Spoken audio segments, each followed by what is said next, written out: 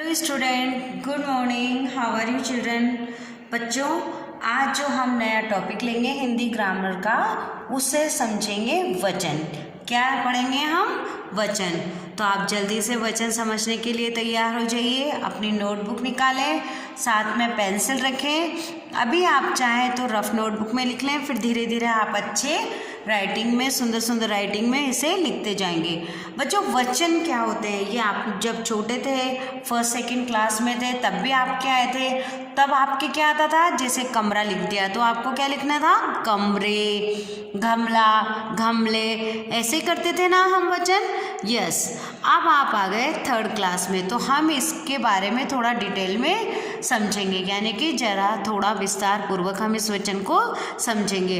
हमारी जो बुक है उसके चैप्टर दे रखे हैं हमने। इस चैप्टर के बाद आपके जो भी चैप्टर के बाद ग्रामर आती है बच्चों, उस ग्रामर में हमने क्लियर एक एक चीज़ क्लियर हुई है।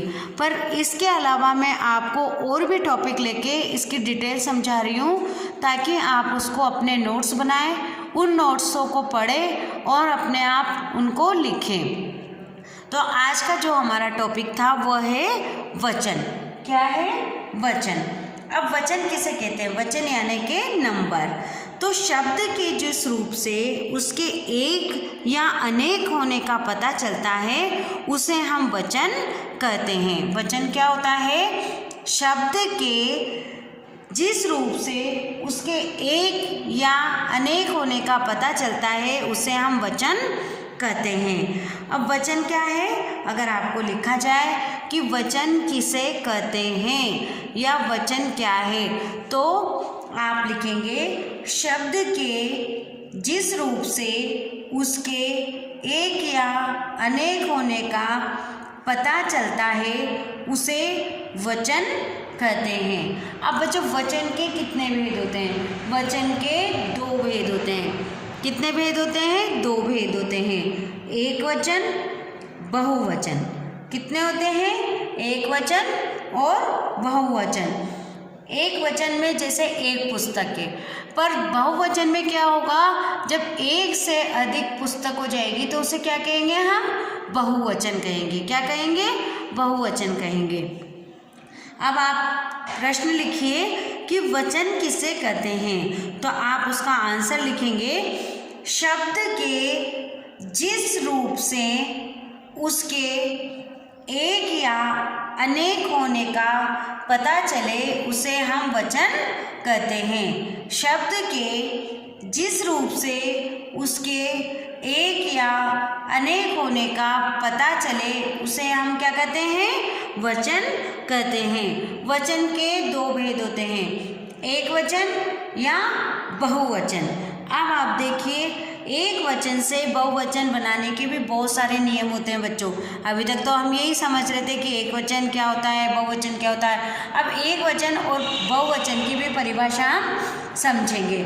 उसके बाद आपको मैं बताऊंगी कि वचन परिवर्तन के नियम। वचन परिवर्तन के नियम कैसे, अब आप जानिए।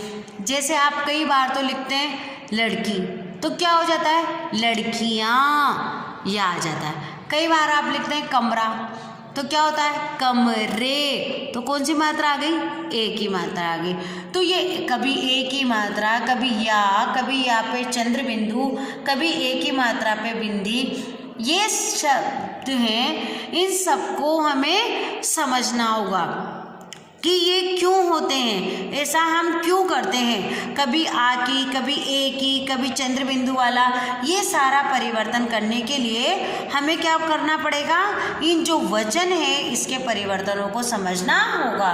तो बच्चों, आज तो हम ये देखते हैं कि वचन किसे कहते हैं? शब्द के जिस रूप से उसके एक या अनेक होने का पता चलता है, उसे हम वचन कहते हैं। दूसरी बात हमने सीखी, वचन के भेद। वचन के कितने भेद होते हैं? वचन के दो भेद होते हैं, एक वचन, बहुवचन।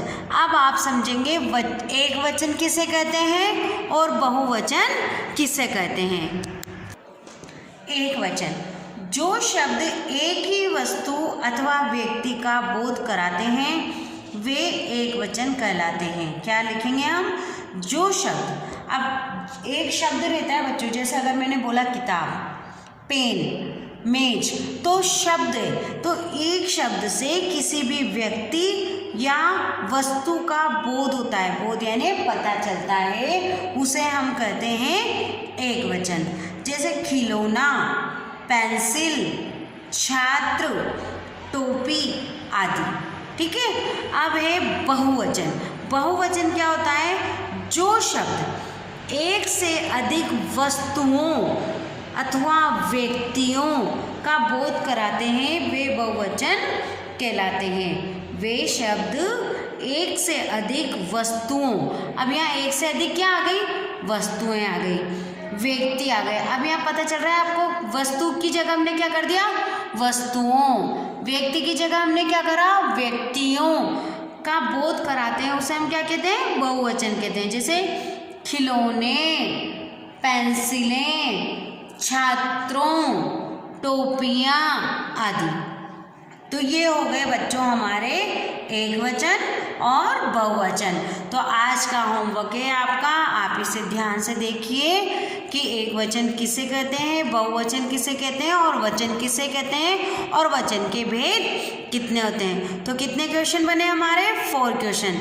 वचन किसे कहते हैं, वचन के कितने भेद होते हैं? वचन के 2 भेद होते हैं। और एक वचन किसे कहते हैं और बहुवचन किसे कहते हैं। तो बच्चों कल की वीडियो में जो आपके वचन परिवर्तन के नियम है उन्हें हम समझेंगे।